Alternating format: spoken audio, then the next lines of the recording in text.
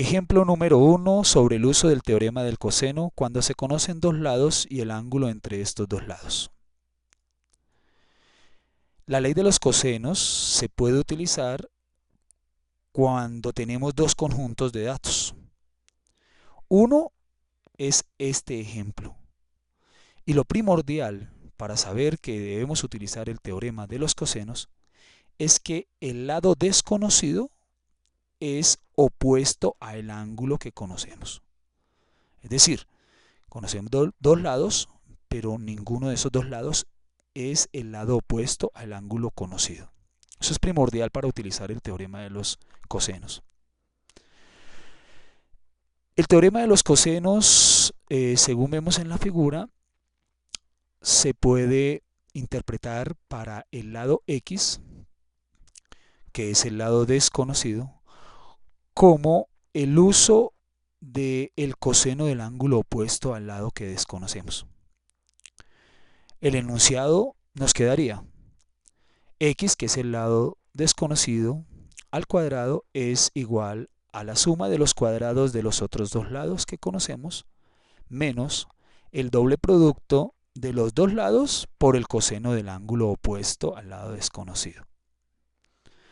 Si para esta ecuación A toma el valor de 11.87 y B el valor de 7.43 y alfa el valor de 28.6, obtenemos que x, que es el lado desconocido al cuadrado, es igual al cuadrado de 11.87 más el cuadrado de 7.43 menos el doble producto de cada uno de los lados, 11.87 por 7.43, finalmente por el coseno del ángulo opuesto.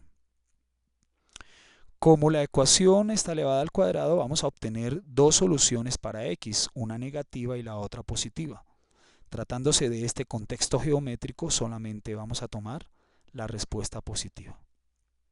Sin embargo, vamos a explicar cómo y cuáles pasos utilizamos para resolver la ecuación anterior. Entonces teníamos x al cuadrado igual a cuadrado más b cuadrado menos 2a por b por el coseno de alfa, que es el teorema del coseno. Al reemplazar, como lo hicimos en la anterior diapositiva, tenemos x al cuadrado igual a la suma de los cuadrados de los lados, menos 2 veces el producto de los dos lados por el coseno del ángulo opuesto al lado desconocido. Aquí vamos a hallar, es una sugerencia, hallemos el coseno del ángulo y hallemos los cuadrados de los lados. Finalmente, aquí hay un producto, unas sumas y unas restas. Primero podemos hacer los productos, después hacemos estas sumas y finalmente nos quedan las restas y nos da x al cuadrado igual a 41.2359634. Al sacar la raíz cuadrada de este valor, obtenemos los dos valores para x que habíamos mencionado y que vamos a tomar, evidentemente por nuestro contexto, solo el positivo. Aquí está la explicación de los pasos. Ahora, a esta altura, miremos la gráfica, a esta altura ya sabemos el valor del tercer lado. Entonces vamos a hallar los valores de los ángulos que nos restan. Decimos que tenemos dos caminos. Uno, seguir utilizando el teorema del coseno para hallar tanto el valor de x como el valor de y. O dos, utilizar el teorema del seno, ya que del ángulo que se conoce sabemos el valor de su lado opuesto. Aquí decimos, por cualquiera de los dos caminos el resultado debe ser el mismo, excepto por aproximaciones que utilicemos en las calculadoras. Miremos el contraste. Entonces aquí tenemos la solución utilizando teorema de senos y la solución utilizando teorema de cosenos.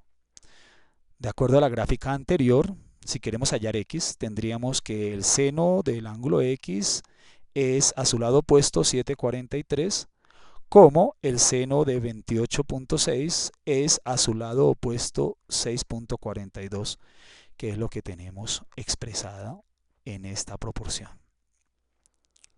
Si resolvemos la ecuación para seno de x, obtenemos que multiplicando ambos lados por 7.43 nos da que el seno de x es 0.5540, 000785. Hallamos el valor de x con la función inversa del seno, arcoseno o seno a la menos 1 de este valor 0.5540, 00087, 0785, y nos da que el ángulo para el cual el valor del seno es este es 33.64. Con el teorema de los cosenos, entonces, aquí está escrito en forma general, en la gráfica C va a tomar el valor de 7.43, que es el lado opuesto al ángulo que desconocemos. Entonces este va a ser C. A y B van a ser los otros dos lados, A y B. Y el coseno de x va a ser el ángulo que vamos a hallar. Entonces, haciendo el reemplazo que habíamos dicho, c al cuadrado nos quedaría el lado opuesto al ángulo x, 7.43 al cuadrado, más la suma de los cuadrados de los otros dos lados, menos el doble producto de los dos lados que estamos utilizando adyacentes al ángulo x. De la misma manera hallamos los cuadrados de cada uno de estos valores, hacemos los productos, hacemos esta suma, tenemos 181.985, restamos a ambos lados este valor y obtenemos menos 126.7801, y multiplicamos a ambos lados de la ecuación por menos 152.1734 y obtenemos 0.833126.442.